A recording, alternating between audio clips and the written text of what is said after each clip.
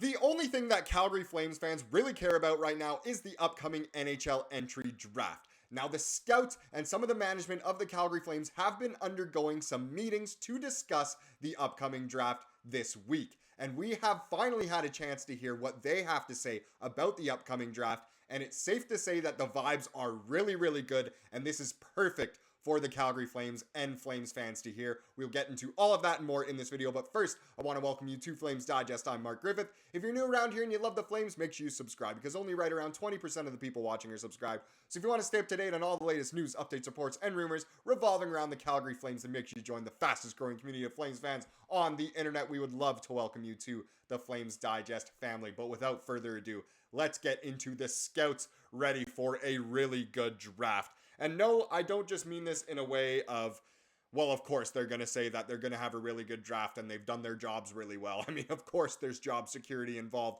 with the draft and some of this scouting. You know, the Flames haven't exactly hit any home runs in the draft in the recent past. And they're really hoping that this draft can be the start of really a new beginning for the Calgary Flames. Get some really good young talent through the draft that can help them become a contender, hopefully in the next few seasons here. So let's get into this article. It's from the Calgary Flames themselves.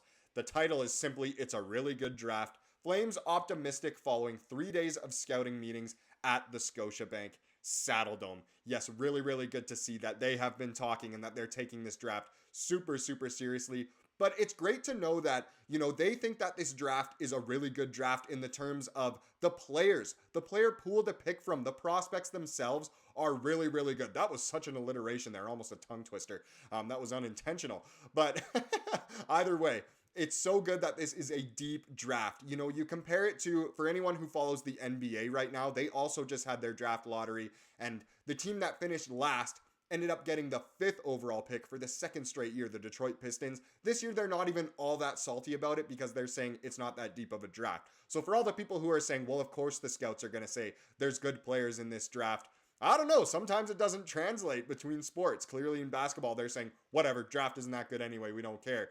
Hopefully this is different for the Flames, who do have a top 10 pick. Now let's get into this article. With an abundance of capital at next month's NHL draft in Vegas, Flames management is taking time to get their strategy in order to capitalize on a talented class of 2024. After 3 days of meeting this week at the Scotiabank Saddledome, the group has a clearer picture of how the draft could unfold and a shopping list that would rival that of any youngster poring over pages in the wish book once upon a time. What a reference there. Let's continue. Calgary has 8 picks over the first 4 rounds of this year's draft, including a pair of first rounders. Director of Amateur Scouting, Todd Button, figures those 2 selections will help the Flames hit the ground or draft floor running. Here's a quote from Button himself. "At number 9, we're going to get a really good player. A top player, there's no question about that," he said Wednesday during a break in the meeting schedule. "I think we came into the year not knowing as much about this draft maybe, or the quality of it, and I think a lot of players have stepped up. They've improved during the year." Now, of course, you'd want players in their draft year to do really, really well. And it was kind of somewhat of an unknown draft going into this season. I mean, everyone had already said that Macklin Celebrini was going to be the first overall pick, a few years ago. It seems to always be the case. It's like next year with Gavin McKenna kind of thing.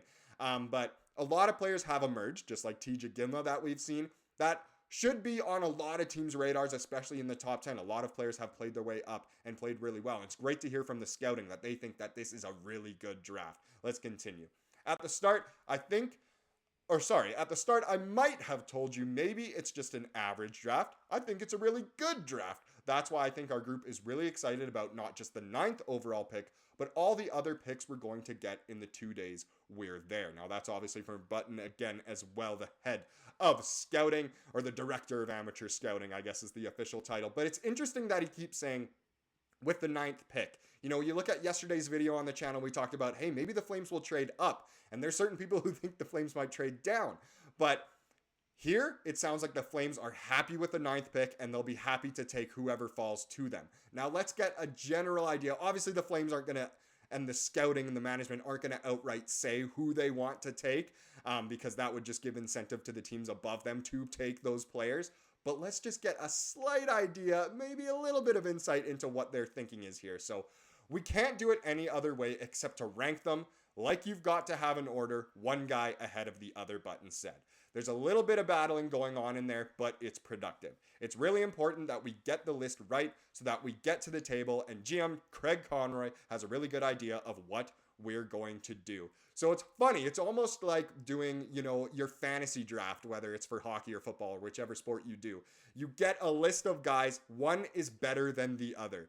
So it doesn't matter positionally. It's just this is the best in the draft. Of course, Celebrini is going to be at the top of everyone's draft. But to rank them, and they need to come to a consensus as well. That's what he's saying. There's a little bit of battling going on in those meeting rooms, but they need, a clear picture of not only just 1 to 9, but going all the way through the draft, especially the first few rounds of the draft where the Flames do have a lot of picks. So it's good to see that they will have a clear idea and they will pick who they believe is the best player, the highest ranked on their list. Now, there's a chance that who's ever, maybe 4th or 5th on this ranking falls to 9th. Or it could be the exact 9th player on their ranking who comes to be at 9th place. I mean, that's a little bit crazy to think that would happen. But either way, it's good to know that they're being super, super productive. I mean, a lot of people are going to say, of course they are. That's their job. But it's good to know this is the most serious I've seen the scouting take a draft in a long time.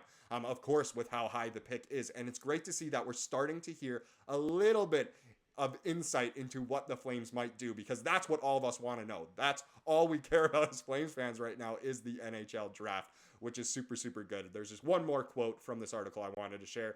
We've done all our interviews so far by the area scouts, but now we get a chance, especially with management and Matt Brown, our mental performance coach, to sit down with some of these players face to face and not only get to know them, but just to tell them what we're about as well, said Button.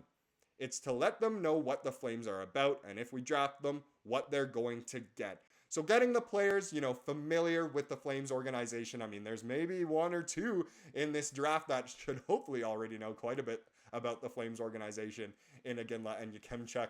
But either way, it's so good to see that the Flames, are going to take all the right steps here. I mean, it's what we would have expected. In no way is this mind-blowing.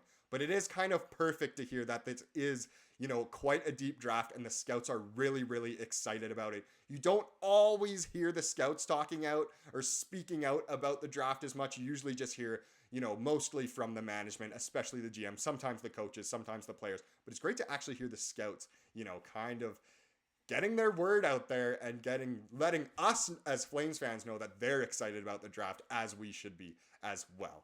Now let's move on to a little bit of a double IIHF update. Now the Flames, of course, have 2 players playing in the tournament right now.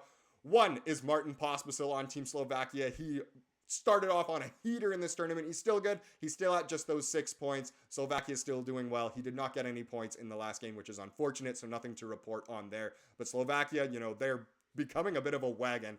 Pospisil, the way he was shutting down Brady Tkachuk against America, will hopefully translate to the NHL level, as he's already done. A bit of a pest, but also got that scoring touch, which is nice. But the other man for the Flames in this tournament is Andrew Mangiapane, who may not have had the best season for the Flames, but it seems that he likes to show out for Team Canada at this tournament. And Flames winger nets game winner in Team Canada victory. Team Canada won on Thursday, which is yesterday, thanks in large part to Calgary Flames forward Andrew Mangiapane's goal.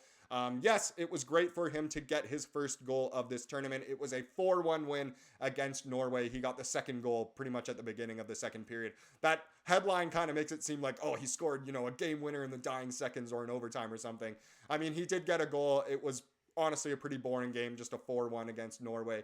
Canada is still top of the group, not looking amazing, but the next game will be very telling as they play against Team Finland tomorrow. Of course, I'll keep you updated if Monge does anything crazy, or of course, Martin Pospisil. But let's wrap up this video with the comment of the day, everyone's favorite part of the day.